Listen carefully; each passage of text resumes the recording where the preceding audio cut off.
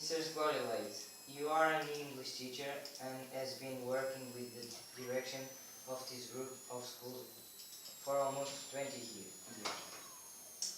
You have a huge knowledge of your fellow workers, teaching staff, and the students. And throughout all these years you have been college several times to mediate conflicts between these elements. Are there many conflicts in our school and involving who? Teachers, students, parents, not teaching staff? Well, there are always many conflicts between all these persons, and mainly we have conflicts between the pupils themselves, and we have the conflicts between the pupils and the teachers inside the classroom. Most of the parts, when one of us is called to go to a classroom, that's because one of the people did not behave himself or herself according to the rules that are established, and we need to talk or to take him from the classroom, to take him outside the classroom and bring him to the school direction.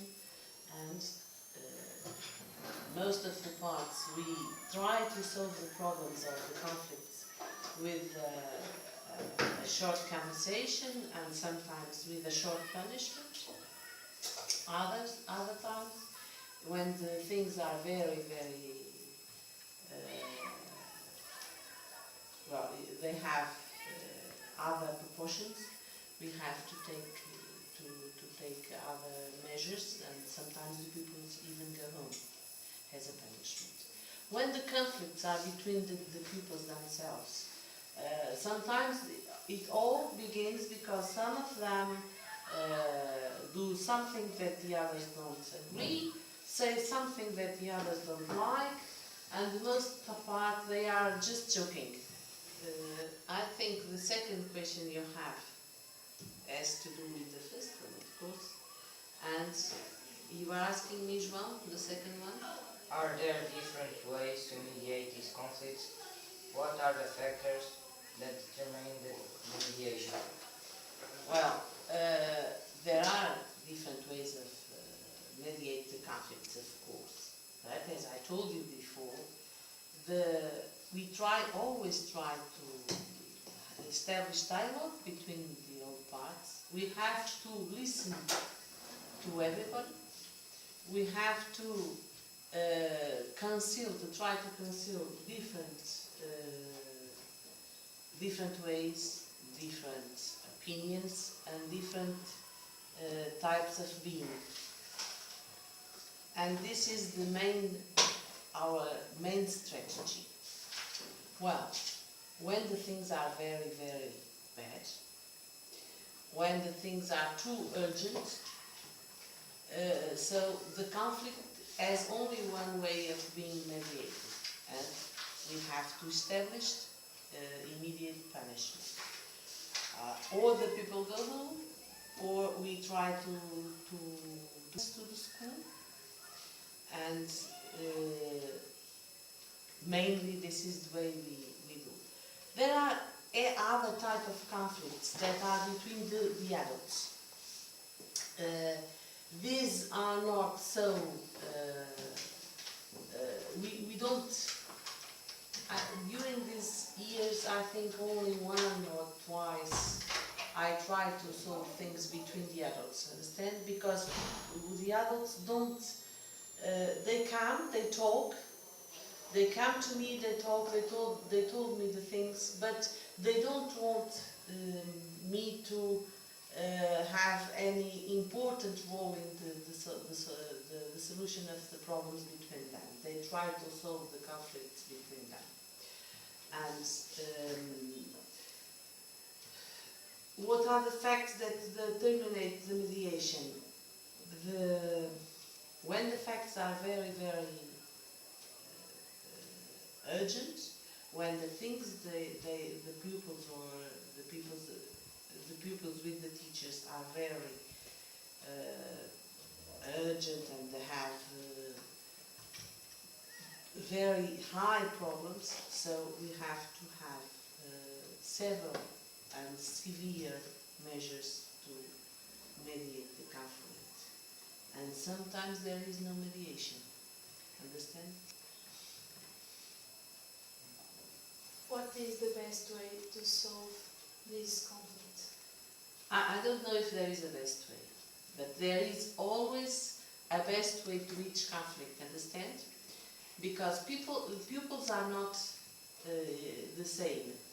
Each of you is a different person, has a different personality, and with all these years I try always to know my pupils and to know how to deal with them. So I think the best way is to know the pupils and to know the teachers, understand?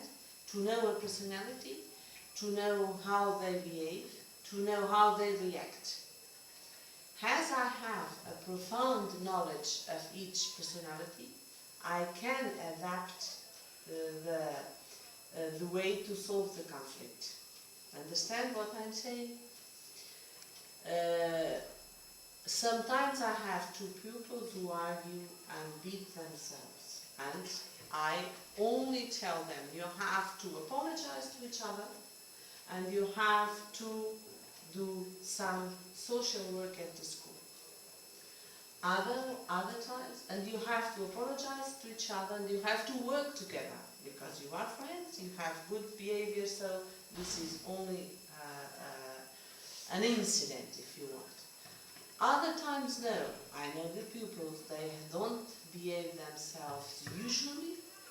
They have a different behave inside and outside the classroom, so they need, of course, a different way of solve the problems.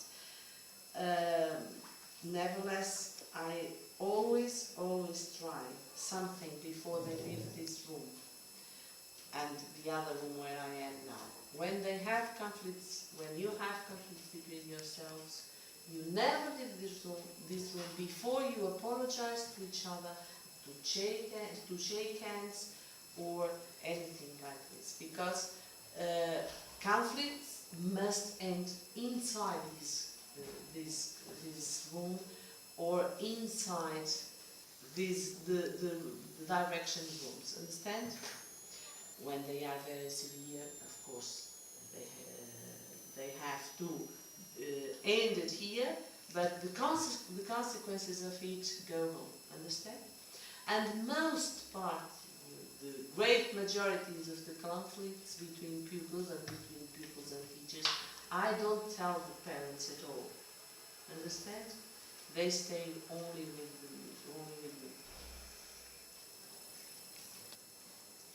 What is the role of the director regarding these different types of conflicts? Is it necessary for him or her to make an intervention every time there is a conflict, for instance, between students? No, I don't think so. Well, I think the director is the last person to mediate a conflict. It should be the last person, in fact, and most of the times the director is the first person who mediates the conflict. Understand? When I am in the classroom, I should be able to deal with all the conflicts I have inside my classroom. When you are outside and you have some problems with your partners, the staff should be able to mediate your conflict. In fact, the director should be the last person to be called to help you, help the teachers, to mediate these conflicts. Unfortunately, it is not our reality, understand? The director is always called to be the main mediator in almost all the conflicts. Understand? What can a director do when a conflict involves a teacher and a student? What are the procedures according to the school rules and law? Well, it depends on the conflict. In our school, the conflicts are almost 99% of them are related with the pupils who are in the classroom and don't obey the teacher's rules, the teacher's orders to behave themselves inside the classroom. Fortunately, we don't have problems that involve violence, aggressions, and sometimes twice or 3 times a year we have some of the people who call a name that it's not a proper name to a teacher, but it is the most important, the most severe, if you want, conflict that we have. So, as I told you, I try to understand the two visions, the teachers and the pupils' vision of the conflict. And of course, we have to understand profoundly what happened and decide if we have to punish the pupil or not. When we decide to punish him or her, we have 2 ways that are separate but that complete each other. One of the ways is to call the parents, tell them what happened, and according to the law, I have to install him a procedure that, of course, will probably give him a punishment that can be to do social work at school, to go to school twice, 2 or 3 days. And another way is to make a smaller, a smooth integration, if you want.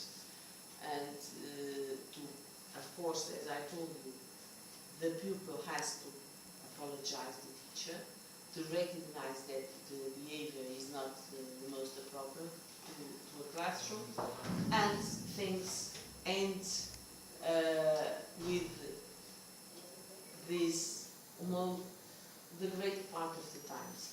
There is, of course, and there are, as we are now, a larger group of schools. The pupils are older, and with them things are not so plain, understand? Most of the time we have to install an inquiration that gives them a superior punishment that are according to the Portuguese law that involves pupils, teachers and parents and the schools, of course. We have a special law to this, okay? What do you think is the right profile for a good director when it comes to conflict mediation? The most important feature is the great ability to listen, the great ability to be sympathetic to all the persons involved in the conflict. A special feature to understand the other people's point of view, and special ability to know the pupils, to know the environment, and to know the teachers. Afterwards, and after a good capacity of analyzing the things, you have to be determined in decide. You have to decide in a short period of time, and with all these features I told you before. You have to know the context where you work profoundly. You have to know the pupils you deal with. You have to know the teachers you deal with and the staff. And you have to have a good capacity, a very good capacity of being sympathetic and good listener. And afterwards, you have to decide precisely in a short period of time. Okay?